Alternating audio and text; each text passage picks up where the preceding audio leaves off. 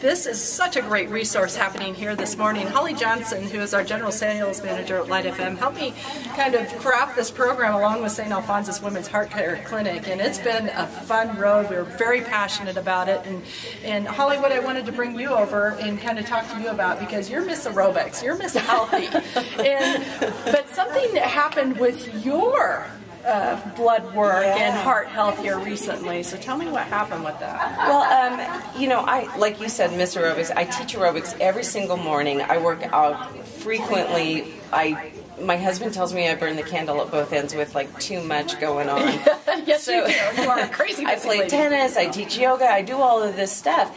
And I was quite shocked because my doctor said, well, we haven't done your blood work for a couple of years. Let's just do it again just to see how it's going. And the last time I'd gotten my blood work done, my cholesterol levels were great, everything was fine, my triglycerides were lovely, everything was great.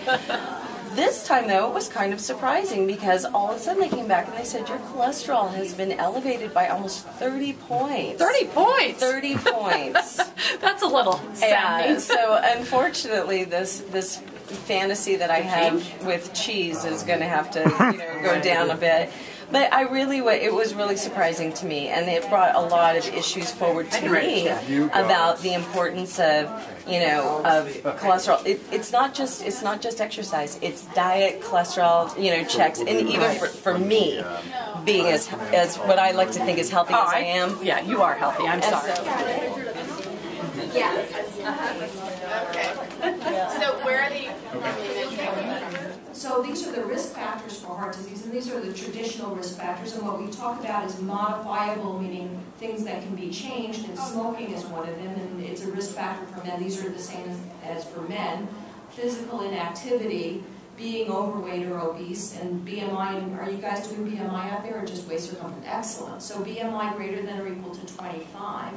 Having type 2 diabetes, high blood pressure, and then cholesterol abnormalities. And cholesterol is a little bit harder to talk about in a community as well because our goals are different depending on what other risks you have. So if you have high blood pressure and you smoke, your goal for where your cholesterol should be is going to be a little bit lower, and what the components are. But these are the general numbers. When we look at non-modifiable risk, for women it's age greater than 55, for men it's age greater than 45. Your gender, can't change that. And then family history, and this is an interesting piece of the puzzle because we used to think that if you had a significant family history of heart disease, especially if it occurred early, that you were destined to have heart disease. And now we know that about 80% of that risk is actually modifiable risk. That if your parents smoke and are sedentary, then you're more likely to smoke and be sedentary. And so a lot of those risks that we used to think were genetically predetermined are actually changeable. And you can reduce your risk. And so that's brought a lot of hope to people who thought, oh my goodness, my father died at age 50, I'm going to die at age 50. Not necessarily true, which is really good news. And again, I don't really encourage elimination of anything in your diet. It's all about moderation. So these are things that you want to limit from the diet. So saturated fat sources are whole and 2% milk, cream, half and half, iced cream, full fat ice cream anyway, whole milk cheeses, butter, poultry skin, things like that. So again, anything solid at room temperature. These raise cholesterol.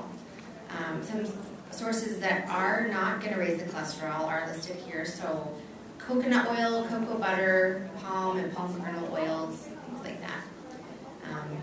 And then the recommendations of this fat is 7% of your total diet or less. So this is if you're counting calories.